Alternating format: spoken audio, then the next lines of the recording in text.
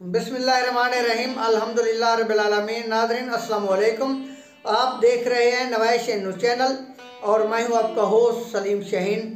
नाज़रीन, जैसा कि आप जानते हैं कि गुज़श्ता दिनों सैयद बासित सुल्तान बुखारी साहब अपने 3 रोज़ा दौरे पर अपने हलके में तशरीफ़ ले आए थे। आपकी सोच के मुताबिक, आपके ख्यालात के मुताबिक या आपकी राय के मुताबिक वो दौरा कामयाब हो सकता है, लेकिन मेरी नाक़िस राय के मुताबिक वो दौरा इंतहाई नाकाम तरीन दौरा था।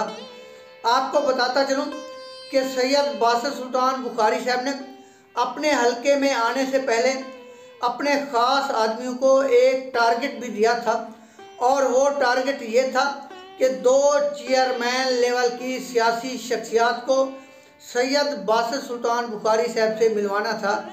लेकिन सैयद बुखारी साहब के जो ख़ास आदमी थे वो अपना टारगेट पूरा करने में नाकाम रहे। जैसे सैयद बासित सुल्तान बुखारी साहब बहुत दिल बर्दाश्ता हुए।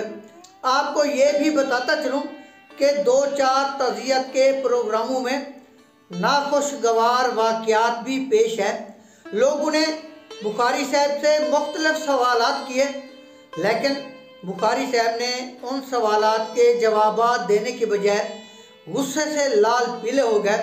नाज़रीन, आपको एक अहम पॉइंट देता चलूँ कि सैयद अब्दुल्ला शाह बुखारी साहब ने अपनी ज़िंदगी में अपने बेटे से कहा था कि मेरे बेटे, मैं आपको 27 ख़ानदान दे रहा हूँ। अगर आपने इन 27 ख़ानदान का ख्याल रखा तो आप ज़िंदगी में कभी भी इलेक्शन नहीं हार सकते।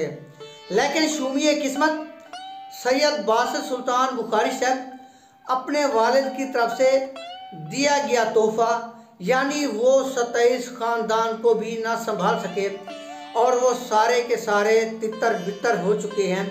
वो सारे के सारे इस वक्त बुखारी ग्रुप को छोड़ चुके हैं।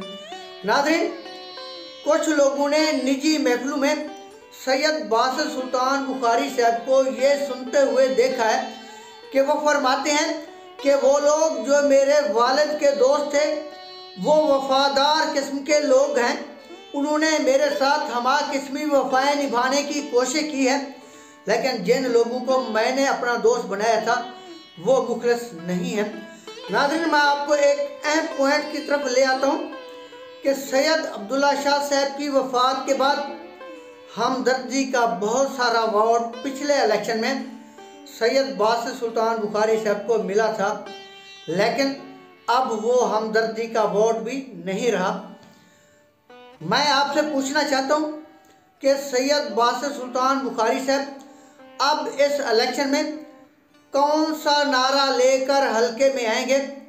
डबल रोड का नारा, सुल्तान ता जलालपुर पुल का नारा, सुल्तान में जो सेवरेज का गंदा हाल हो चुका है, या डमरवाला ता पुल मकबल, या इसके साथ सुल्तान की वो हालत जो मोहनजोदारो का नक्शा पेश कर रही है? मैं पूछना चाहता हूँ कि सैयद बासित सुल्तान बुखारी साहब अब किस नारे के साथ अपने हलके में आएंगे, अपने हलके में लोगों के पास वोट मांगने के लिए जाएंगे? एक और अहम सवाल कि जतोई साहब पिछले इलेक्शन में कितने वोटों से हारे थे, और उस वक़्त कितने लोग सैयद बासित सुल्तान बुखारी साहब के साथ थे, और वो लोग अब सैयद बासित सुल्तान बुखारी के साथ नहीं हैं, उनको छोड़ चुके हैं।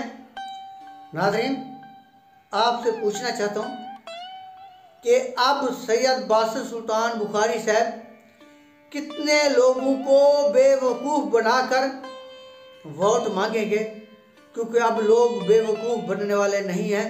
इसके साथ ही इजाज़त चाहूँगा।